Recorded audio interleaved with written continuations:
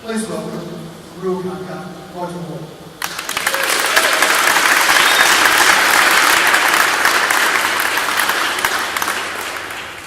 Thank you very much, Joe, and welcome everybody to the Auckland Art Gallery, and thanks very much for coming. So this is my design encounter about the influence of California as it relates to surfboards, and I'm very pleased to be here talking about it because right from my first mad thought that I had about making surfboards way back when I was a kid, I was very influenced by what I saw in California. So it's great to be able to talk to you all hear about it now.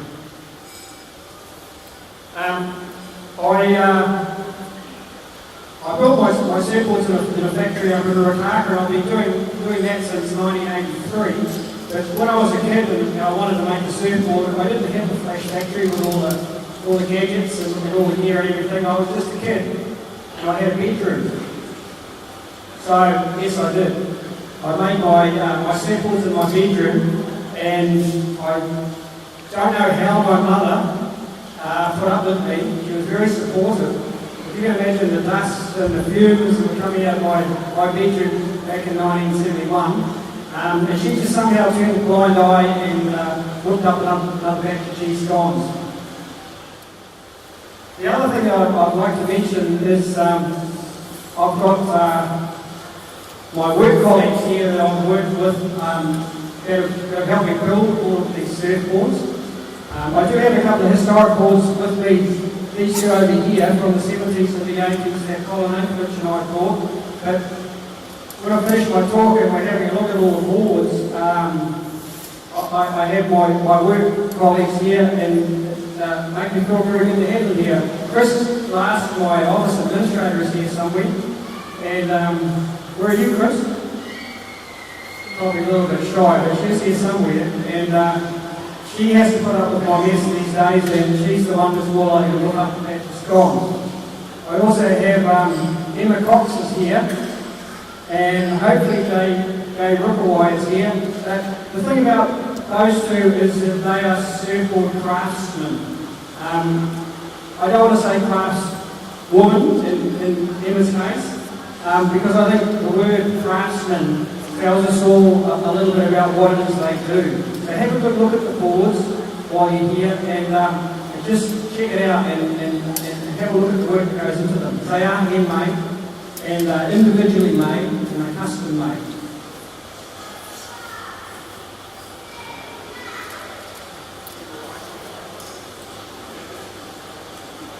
Talking about California, you can't really get to California without stopping in Hawaii.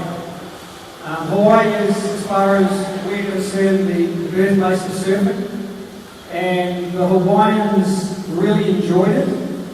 They all did it. It was something that evolved over the centuries, and it became a massive part of their culture.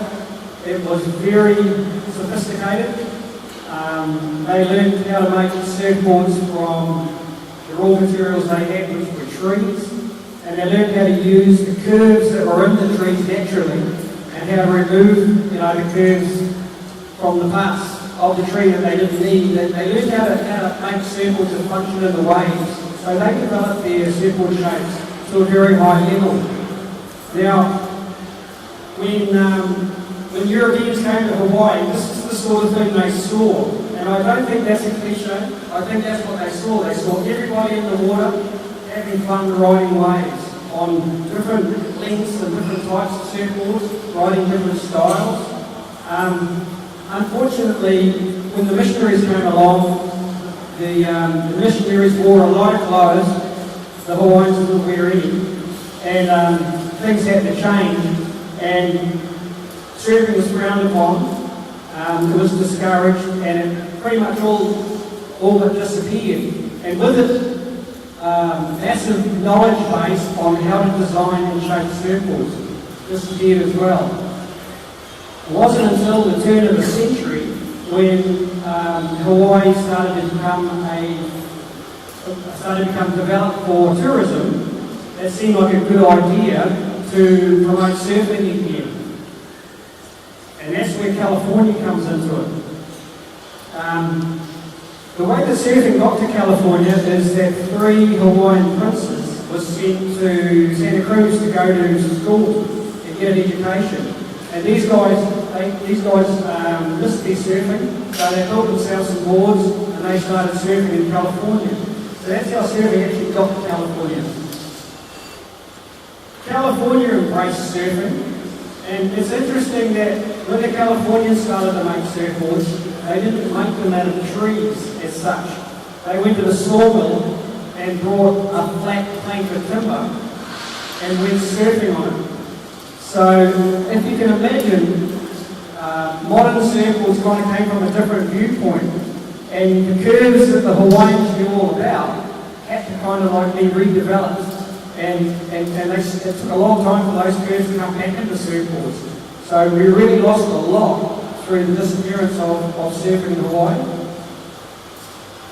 By the time we got into the 50s, we had guys like Greg Noel here, and that surfboard, that's the surfboard that's actually in the exhibition. You'll see that board there. It was made by Greg Noel, and Greg was the pioneer of big wave surfing. He was the pioneer of making surfing movies, and he was the pioneer of the surfboard industry. So by the time we get into the 50s and the 60s in California, there was really a big manufacturing base in California. The Californians had kind of like evolved the methods and the materials to make surfboards. They figured it all out. And they started using redwood, and then with Hollywood, the use of balsa wood became available because they used balsa wood a lot in the props for Hollywood movies. So the surfboard builders started using balsa wood, and then at the end of the Second World War, a lot of secret materials that had been developed during the war became declassified and filtered down into industry, and surfboard makers had access to polyurethane foams and fiberglass. So the California surfboard industry worked out all the processes and how to use those materials. And kind of around about 1958 is when they started to phase out balsa wood and go to the foams and the fiberglass. These are some of the iconic labels that came up in California, and many of those businesses are still operating today. So the way that we make surfboards in Ruakaka, and the way that surfboards are made all around the world pretty much, the materials and the methods pretty much came from that California surf industry.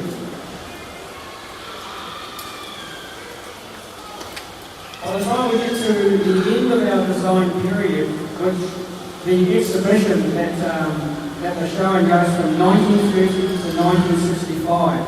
By the time we get to 1965, surfing in California had evolved into a very slick, state-of-the-art kind of thing where the surfboards were very well crafted, and the pinnacle of surfing in 1965 in California was nose riding. And that's David Weaver, who was the #1 nose rider at the time, showing some style and flair and executing a very difficult nose ride in a critical part of the wave. Now that's all very well, but something funny was happening in the background, and what that was that a California surfer from Santa Barbara by the name of George Brito. He was actually a kneeboarder. He decided it was getting a little bit crowded in California, so he decided to move to Australia. He heard about all these empty waves over there. So in 1964, George Brito moves to Australia, and he's riding this tiny little kneeboard, and he's ripping all over the waves, surfing like nobody in Australia's ever seen. Well, the Aussies couldn't believe it, and they all wanted to surf like George. So they started looking at George's equipment, and they noticed that he had these, highly evolved foil flexible fins, and he was going to places on the waves that they could only dream about. So by George moving to Australia, he basically kick-started, without meaning to, he kick-started what's become known as the shortboard revolution. And the reason that this is interesting to me is that by the year 1966, the shortboard revolution had gained so much momentum in Australia that the Aussies are on a totally different wavelength with their surfboards and their surfing to what was happening in California. So in 1966, when the Californians hosted the World Championships in San Diego, and the Aussies turned up, David Newell was surfing like that in the contest, and the Aussies, spearheaded by Nat Young, were riding these much shorter, much more manoeuvrable boards, and they weren't worrying about nose riding, they were worrying about being stylish, they were being aggressive, and they were trying to position themselves in the most critical part of the wave, and they were doing radical manoeuvres. And the Aussies won the event, and the world shift of power, if you like, as far as surfing goes, moved to Australia, and it's stayed there for many, many years. So there's a lot of kind of ironies in it. Because of the shortboard revolution, longboarding was kind of like it actually went completely out of style, and the longboards disappeared, and shortboards got shorter, surfboards got shorter and shorter and shorter, and riding a longboard was no longer cool. So by the time I got into surfing, if you rode a longboard, you were rather good. And so not many people did. And the only place you'd really see longboards were like on the backyard at the surf club, you know. And but at the beach where I live, we got lots of little waves. And we kind of, you know, we didn't know we were uncool, we didn't know we were tricks. We just knew it was lots of fun riding the old longboards, so that's what we did. And I had a bit of a dream about, you know, making a new one, like making a modern longboard, like, hey, that'd be cool, we could make it light, and we could do this, and we could do that, and play around with the shapes.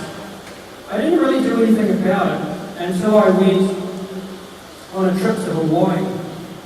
And I saw a guy called Ben Iper. And Ben Iper was doing exactly that. One day he'd be out on a shortboard and he'd be surfing like the Aussies, showed everybody how to do. And the next day he'd be out on a longboard hanging 10. And I thought, wow, that's just awesome. This guy does the boat. You know, that's got to be the way to go. I mean, why be stuck in one track? So I cut my world trip short, got as far as Hawaii, and headed back to New Zealand and ripped the glass off a board and made myself a longboard. And it was a very unwelcome thing to do as far as New Zealand was concerned at the time. People weren't kind of ready for that, it was like a big step backwards. So it kind of came with mixed emotions because I thought it was a fantastic thing to do, and I had a lot of fun doing it, but people couldn't get their head around it. Anyway, slowly but surely around the world, longboards did come back because people kind of miss that sort of thing, and there are days when a longboard is the best board to have. So it's very common to go to the beach now and see longboards everywhere. And what's interesting about it is that influence from California is still there, because people that ride longboards, they like to ride the nose. They like to ride the nose, just like the Californians, you know, showed us how to do in the mid-60s. And the aggressive Australian shortboarding approach has been worked into the longboard scenario as well. So now the longboard does both. So it's kind of cool how it's evolved.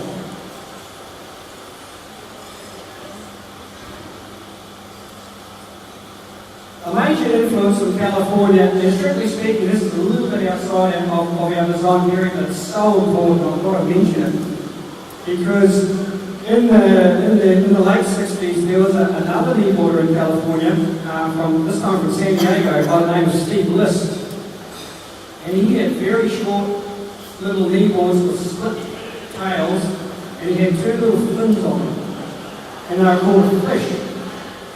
And these boards are so different from what everybody else was riding, you couldn't help but notice. And the surfing was different. It was very fast and very spontaneous. And slowly from sort of a little local scene, it San Diego, the effect of the fish went like a ripple. It travelled up and down the California coast, it travelled to Florida, and it slowly travelled around the world. And I got kind of bitten by the fish bug. There's one of my fishes from the 70s over there that you can have a look at later on. The fish had a big influence at the time on surfing. And when I went surfing, when I went on that trip that I told you about, when I went to Hawaii, the board that I took to make was fish. I thought, well, fish would be the best board to take travelling. So I made myself a fish, very similar to the one over there. And unfortunately in Hawaii, I broke it into 3 pieces one day. So there I was without a board. So what did I do? I went and got myself a blank, and I smuggled it past reception. I was staying in a high-rise in Waikiki on the 11th floor, and I got this blank up in the elevator. And there I was again in my bedroom with this blank making a surfboard. So I made a board there. I had to hold it on the end of the bed with one hand and just kind of like shape it with the other hand and spin it around. And, I don't know how I cleaned up that mess either. Now, the influence of the fish is such that all these years later, people get together and they talk about fishes and they celebrate fishes. They're just such fantastic little surfboards, and these events have sprung up around the world called fish fries. And the fish fries is a day when people just turn up at the local beach, they bring along their fish surfboard, and they all just get around and talk about it. It's not a competition, it's just a get together. And the fish fry is a worldwide phenomenon now, such as the reverence of these surfboards. And I just want to mention that we have photographer Michael Cunningham here today. Where are you, Mike? Mike's over the back there. You might want to have a chat with Mike, because Mike is hosting the first New Zealand Fish Fry. It's an international event, and it's going to be held at Waifu Cove this summer. So have a talk to Mike about that, because it's going to be a really neat thing to come along. It'll be a celebration of all the surfboards that we're talking about today, and you'll see all that California influence. Now, the other way that the fish influence things is it kind of turned people onto the idea of surfing shorter, wider, thicker boards with 2 fins. And back to the Australians, Mark Richards saw what was happening with the fishes, and he was like, one of the leading pro surfers of the day. And he needed a board that he could adapt to competition surfing. So he took the concept of the fish and he came up with what we call a twin fin. It was a very modern version, very high performance version of the fish. Mark Richards won 4 consecutive world championships riding a twin fin. The whole surfing world changed overnight from riding single fins to riding twin fins. Again, the result of this early Californian fish influence. Now, that didn't end there. What that started was another revolution. It started the multi-fin revolution. And surfboards have gone on to go from single fins to twin fins to 3 fins. And currently now, there's a really big movement around 4-fin surfboards. There, on the screen, there's a couple of modern versions of fishes and twin fins that we've made, and you'll see some boards here. This one over here is kind of like a fish from the 70s, if you like. It's made out of coconut wood, which was all just driftwood that washed up on the local beach during one big winter storm. And the thing with making a fish out of wood, the wood just seems to give the whole feel of the board another dimension. It just gives this fantastic ride.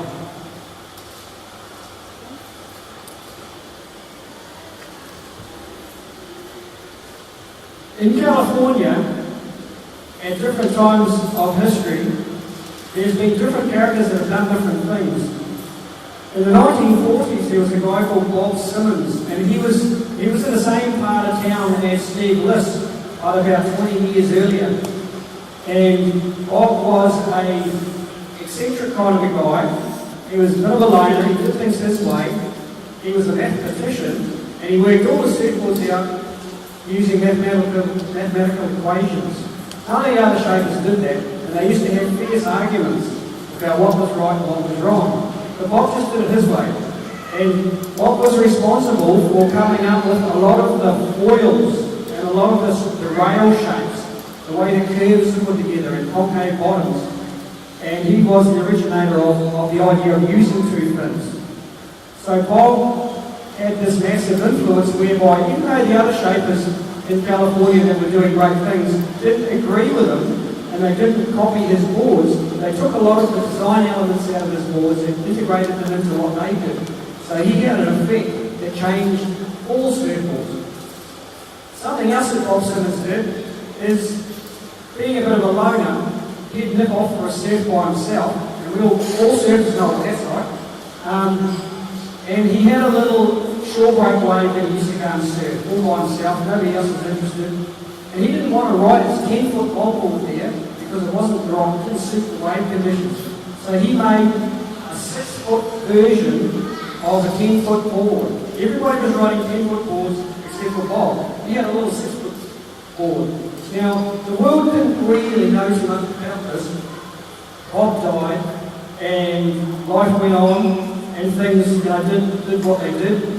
But there was always this kind of rumour floating around about this board that might have been, and nobody was too sure. And about 10 years ago, a guy called John Elwell, who was a friend of Bob Simmons, said, yes, that board did exist, and yes, it looked like this. And he got together with some of the Californian shapers, and they recreated it, and they came up with what's called the Mini Simmons. And this is the Mini Simmons here. Very short, very wide, very flat. It's got two fins. On the screen, we've got some Mini Simmons that we've made. The one on the left's got wooden rails to give a little bit of that wooden board feel. And the other one's done with resin tint, which is one of the processes that was developed in that early California surf industry that's become very popular again now. Another influence from California from very, very early on, and I did mention George Greeno before and how he went to California and changed, how he went to Australia and changed everything. The other thing that he was doing was, he wasn't just riding short kneeboards, he was riding flexible kneeboards. He was working on watching fish.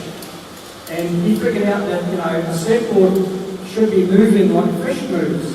It should be changing shape. And his fins were modelled after tuna fins. And he had the right idea. And there are a few people that have played with flex as a result of meeting with George over the years and seeing what he was doing on his boards. And one of them is an Australian called Mitchell Ray. And Mitchell's been making boards with flexible tails, right through from the 60s when he first met George to the present day. He's got it very, very evolved. And what it does is it gives your surfboard basically a muscle, so that as you wake your back foot to go into a turn, the flexible tail contorts, changes shape, and it allows you to go around corners tighter. And then when you come out of the turn, the reflex, the memory of the material the tail's made out of, wants to return to its normal shape, so it snaps back into shape and propels the surfboard forward. So you get this surfboard that's got a kind of a muscle or a life of its own. And we've made around with it over the years and made a few boards, and I've had 3 of them myself, and it really does work. It's just very hard to manufacture. So it's something that hasn't really caught on in a big way, but my sort of gut feeling on flex is that one day the future of surfboards will be that they will all have flexible tails, and hopefully interchangeable tails, so you can take one tail off. For a certain type of surfing, you might want a tail that's more flexible or less flexible. So surfers these days, they change fins. They put different shaped fins or more flexible, less flexible fins. I think one day in the future, surfboards will have tails that are flexible and can be changed. That's just to show you a board that we were making. That's the knee board, and you can see where my hand is there that the foam's getting very, very thin there. As we shaped the board, we removed all the foam from the tail, and it just ended up a solid fiberglass tail. It's flexible. Let's go back to the 1930s. Let's go right back to the start of our design period. California started to move to Hawaii to go surfing. They heard about the waves, and they wanted to go surfing in those waves. They took with them the flat planks that they'd made, out of the sawmill timber that had very little contour in it, and they had trouble. As the surfing evolved, they had trouble getting those flat planks to ride in the steeper pockety waves that Hawaii had. Waves that are breaking on reefs, they're hollow, and they'll ride them off really quickly, and they'll stand up and try and get into these waves with their big flat circles to slide sideways. So this guy John Kelly and some of his friends, they got sick of it one day. They were like the best surfers around, and they wanted to go surf these waves, and they were struggling because the boards went up to it. So they had a meeting on the beach. They went right. They got out their axes and their draw knives, and they basically shaved the tail of their surfboards down, very narrow and very curved. And what they've done, I don't know if they realised it or not, but what they've done is they've tapped into that design knowledge that the ancient Hawaiians have been using. And they put the curves back into the boards in the right places. When they pedal back out, took off on those steep waves, the boards just hung up in the face of the wave and stayed there, and all of a sudden they could shoot forward and ride along the wave. These boards are called hot curls because they could ride in the hot curl of the wave, so they call them hot curls.